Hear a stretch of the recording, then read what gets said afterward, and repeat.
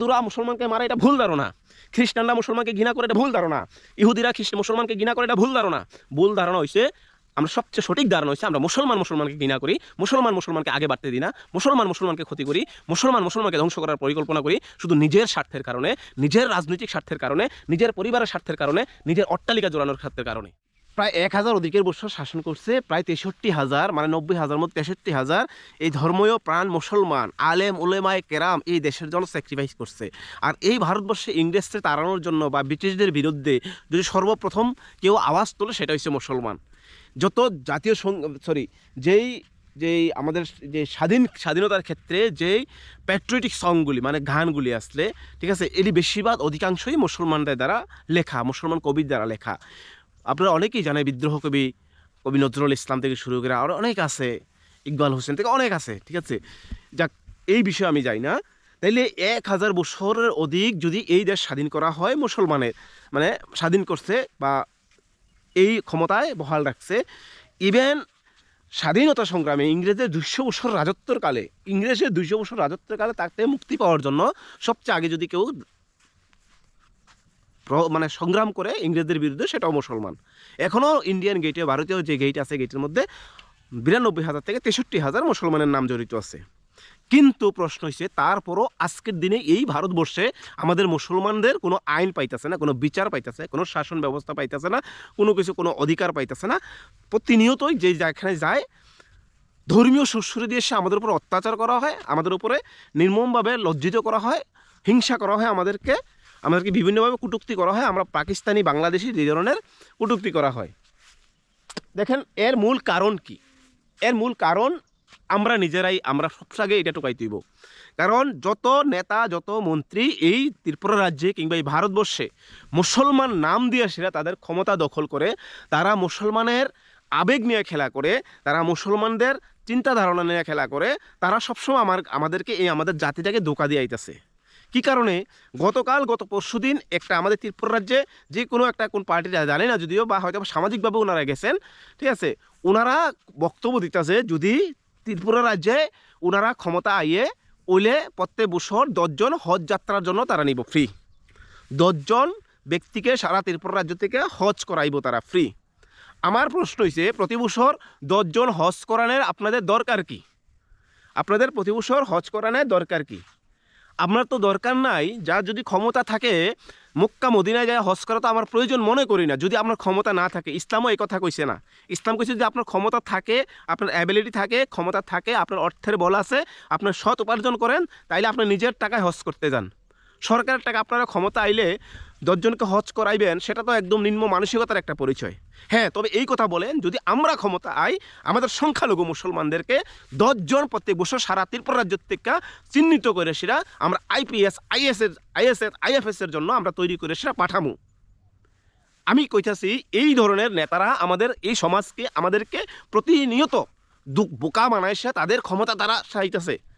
তারা এই যে আমাদের বর্তমান মন্ত্রী তোফাজ্জল হোসেন মুসলমান নাম দিয়ে সেরা মুসলমানকে ঢোকাইতেছে, মুসলমানকে ওনার এলাকায় বিভিন্ন ধরনের নেশা কারবারের সাথে জড়াইতেছে, বিভিন্ন ধরনের সন্ত্রাসী আক্রমণে উৎসাহিত করতেছে, বিভিন্ন ধরনের কিছুর ভিত্তিতে জড়াইতেছে। শিক্ষার বিষয়ে কথা কইতো না, এডুকেশনের বিষয়ে কথা কইতো না। কারণ কি জানেন? এই নেতামন্ত্রীরা তারা চায়, তারা তো অধিকাংশই অশিক্ষিত মহল থেকে বসবাস করে। এই নেতারা অধিকাংশ কিন্তু অশিক্ষিত, তারা কিন্তু আধুনিক প্রযুক্তিগত শিক্ষা থেকে অনেকটাই দূর। তারা শোনা কথা শূন্য বা তারা দেখার কথা দেখে সেরা আপনি মনে করেন যে মাধ্যমিক পাস করছে, বিএ পাস করছে, তারা একটা সার্টিফিকেট আছে, দে আর নট ওয়েল এডুকেটেড। তারা কখনো সোসাইটির জন্য পজিটিভ বার্তা দিতে পারে না। তারা চায় সবসময় এই জাতিকে দাবানোর জন্য। এই জাতিকে যতক্ষণ দাবাইব, এই মুসলমান জাতিকে না, প্রত্যেকটা জাতি যতক্ষণ দাবাইব এই জাতিটা উপরে উঠতে পারতো না। কারণ যদি কোনো জাতি একজন IPS IAS বড় বড় অফিসার যখন হয়, উচ্চমানের শিক্ষিত লাভ করবো এই সমাজের মানুষ, এই মুসলমান জাতি, তখন কিন্তু আর তারার কথাই চলতো না। তারা এটাই মনে করে। বর্তমানে হুমায়ুন কবির মুসলমানের জন্য গুরু হয়ে আছে, মুসলমানের জন্য লিডার হয়ে আছে। কারণ কি? ওনাকে বাবরি মসজিদ পুনরায় মুর্শিদাবাদে তৈরি করতেছে, লাখো লাখো মানুষ কোটি টাকা দান করতেছে। আমার প্রশ্ন হচ্ছে, আপনাকে বাবরি মসজিদ তৈরি করার জন্য নয়, আপনি বাবরি মসজিদ তৈরি করবেন, সেটা প্রত্যেকটা মানুষ তার ধর্মীয় স্থান তার নিজের টাকায় তৈরি করব, তাকে উপযুক্ত করেন। আমাকে সরকারতে ঘর দেওয়া দরকার নাই, কোদাল দেওয়া দরকার নাই, সরকার আমাকে মসজিদ বানানো দরকার নাই, মানুষের টাকা দিয়েছেও যদি মানুষ ক্ষমতা থাকে, এই যে আমাদের ভারতবর্ষের মুসলমানদের অত্যাচারিত হইতেছে নির্মমভাবে এভাবে বিভিন্ন জায়গায়, যে কিছুদিন আগে বেহরাইচ যে ঘটনা হয়েছিল উত্তরপ্রদেশের, আপনি জাস্ট কল্পনা করেন বেহরাইচ যে ঘটনা হয়েছিল, একজন মুসলমানের বাড়িতে উঠতেছে, তার ছাদের উপরে তার যে আমাদের মুসলমানের বা যে একটা চিহ্ন আসলো এটা ফালাই দিয়ে আসে, তার গেরুয়া পতাকা লাগাইতেছে, তার বাড়িঘর ভাঙচুর করতেছে, তার মা বোনদের উপর অত্যাচার করতেছে, বিভিন্নভাবে অশ্লীল ভাষায় গালিগালাজ করতেছে, একটা মানে দুর্গাপূজার বিসর্জনের নাম দিয়ে সেটা একটা মুসলিম বাড়িতে যে আক্রমণ করতেছে। সেই সময়ে সরফরাজ খান নামে একজন ব্যক্তি মুসলমান তাকে শ্যুট করছে, গুল্লি করছে, কারণ নিজেকে বাঁচাইতে লাগবো। সেই কেস 2024-এর ঘটনা, 2025 এক বছরের মধ্যে বেহরাইচ কোর্টের মধ্যে ফাঁসির অর্ডার দেওয়া লাগছে, আর বাকি 9 জন আরোপি করছে, এতে বাকি 9 জন এর সাথে অন্য অন্য জায়গায় অথচ তারা অনেকেই বাড়িতে আসতো না, অনেকেই জায়গায় আসতো, বা অনেকে ঘটনার সাথে জড়িত, কেউ প্রত্যক্ষভাবে জড়িত না, এমনভাবে তারা ফাঁসা হিসেবে 9 জনকে আজীবন কারাবাস দিছে। আর তেমন ঘটনা 2023-এ চেতন শর্মা নামে একজন বিএসএফ সিআইএসএফ আরপিএফ রেলওয়ে জওয়ান 3 জন মুসলমানকে রেলের মধ্যে দেখে সেরা টুপিওয়ালা দেখে সে দাড়িওয়ালা দেখে সে গুল্লি করে মারা লাইছে। হের এখনও জেল হয়েছে না। এমন আরবাস আরও অনেক আছে, নাসিফা অনেক কেস আছে, মব লিঞ্চিংয়ের শিকার হয়েছে, ঠিক আছে, প্রচুর আছে ভারতবর্ষ হইতে, তাদেরকে ফাঁসি হয় না, কারণ এখানে মারণ্য হয়েছে হিন্দু, মরনেওয়ালা হয়েছে মুসলমান, তাদের কখনো ফাঁসি হইতো না।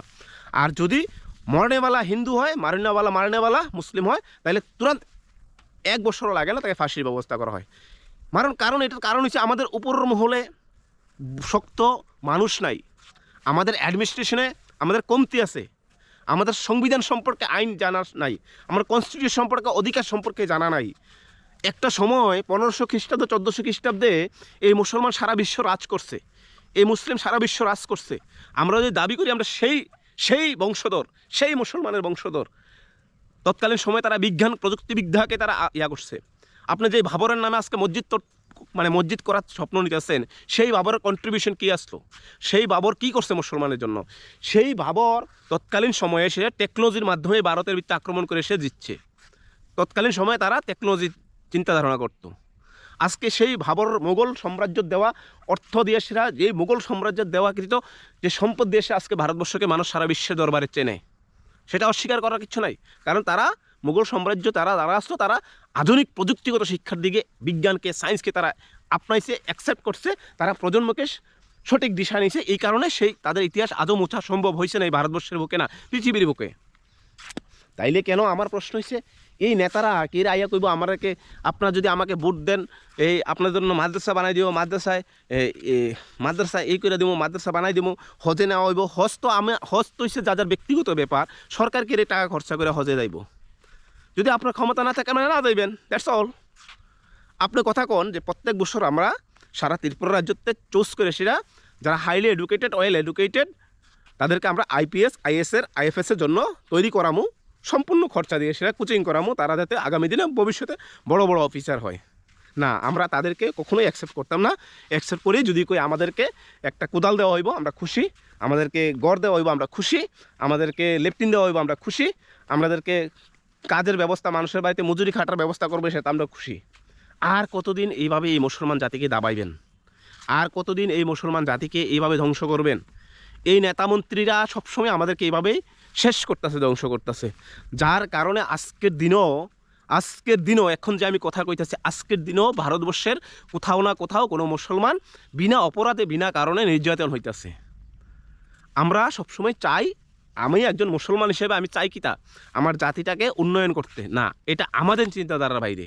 আমরা চাই আমার থেকে নিচে থাকুক, আমি তার পৃথিবীতে আঙুল দিই, তারা আমি ধ্বংস করি, তাকে আমি বিভিন্নভাবে চক্রান্ত করে ফাঁসাই, তার জীবন নষ্ট করি, তাকে আগে না বাড়তে দিই। এটা আমাদের চিন্তাধারণা আমরা মুসলমানের।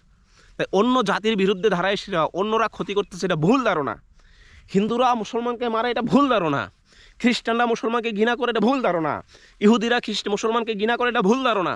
ভুল ধারণা হয়েছে, আমরা সবচেয়ে সঠিক ধারণা হচ্ছে আমরা মুসলমানকে ঘৃণা করি, মুসলমানকে আগে বাড়তে দিই না, মুসলমানকে ক্ষতি করি, মুসলমানকে ধ্বংস করার পরিকল্পনা করি, শুধু নিজের স্বার্থের কারণে, নিজের রাজনৈতিক স্বার্থের কারণে, নিজের পরিবারের স্বার্থের কারণে, নিজের অট্টালিকা জোড়ানোর স্বার্থের কারণে।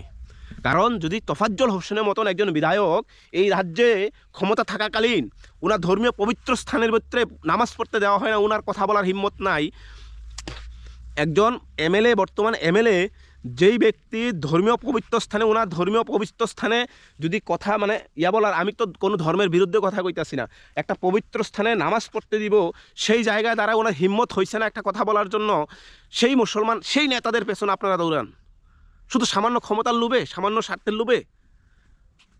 আর বেশিরভাগ আমি কইতেছি আমাদের অধিকাংশ হুজুর সাহেবরা, আপনারা এই সমাজকে প্রত্যেকটা মসজিদে এলান করেন যে আপনার ছেলে সন্তানকে আধুনিক প্রযুক্তিগত শিক্ষায় শিক্ষিত করেন, আধুনিক প্রযুক্তিগত শিক্ষায় শিক্ষিত করেন, আইপিএস বানান, আইএএস বানান, পুলিশ বানান, অফিসার বানান, এসডিপিও বানান, বড় বড় অফিসার বানান, উকিল বানান। আপনারা এই এলান করেন। আপনারা দেখাইতে পারবেন আজকে কোনো উচ্চশিক্ষিত কোনো মুসলমান মুসলমানের নাম ব্যবহার করে সে মুসলমানকে বদনাম করতে দেখতেন না, কখনো দেখতেন না। উচ্চশিক্ষিত যারা আধুনিক প্রযুক্তিগত শিক্ষা গ্রহণ করছে, যারা আধুনিক প্রযুক্তিগত শিক্ষায় শিক্ষিত হয়েছে, যারা আইপিএস হয়েছে, যারা আইএএস হয়েছে, তারা মুসলমানের নাম উজ্জ্বল করে, সারা বিশ্বের দরবারে মানুষের মুসলমানের নাম উজ্জ্বল করে। কারা করতেছে? যারা অশিক্ষিত, যারা আধুনিক প্রযুক্তিগত শিক্ষার সাথে নাই, তারা আজকে সমাজকে নষ্ট করার জন্য চেষ্টা করতেছে, মুসলমান জাতিকে বদনাম করতেছে, জুয়া খেলতেছে, তাস খেলতেছে, মদ খাইতেছে, জুয়া খেলতেছে, নারী ব্যবসা করতেছে, বিভিন্ন ধরনের অসামাজিক কার্যকলাপের বিরুদ্ধে তারা জড়িত থাকতেছে। এতে মুসলমানের বদনাম হইতেছে, খুন খারাপি যা আছে, গাঁজা ব্যবসা, যা অসামাজিক কার্যকলাপের জড়িত, তারাই। আপনারা দেখাইতে পারবেন কোনো আধুনিক প্রযুক্তিগত শিক্ষায় শিক্ষিত, উচ্চশিক্ষিত, তারা প্রকৃত শিক্ষিত কোনো ছেলে, কোনো মুসলিম ছেলে মুসলমানকে নাম দিয়ে সেরা এই টুপি ব্যবহার করে সেরা মুসলমানকে বদনাম করতে দেখতেন না। তাহলে আপনারা মুসলমান আধুনিক প্রযুক্তিগত শিক্ষায় এত জ্বলেন কেন? আমি কইছি না ইসলামী শিক্ষা দরকার নাই, অবশ্যই দরকার আছে। যেই শিক্ষার আপনারা সবসময় মন যে পরকাল, ইহকাল, পরকাল আছে, একটা আছে জান্নাত জাহান্নাম, যাহা কিছু আছে, যেটা যেখানে আছে সেখানে থাকুক, যেটা আছে সেখানে থাকুক। আগে এই দুনিয়ার ভিতরে মানুষের বাঁচার জন্য, সংগ্রাম করার জন্য হাতিয়ার তো বাঁচার দরকার। এই বিষয়গুলি খুবই সেন্সিটিভ, প্রত্যেকটা মুসলমানের এই বিষয়গুলি শোনা দরকার, বাবা দরকার।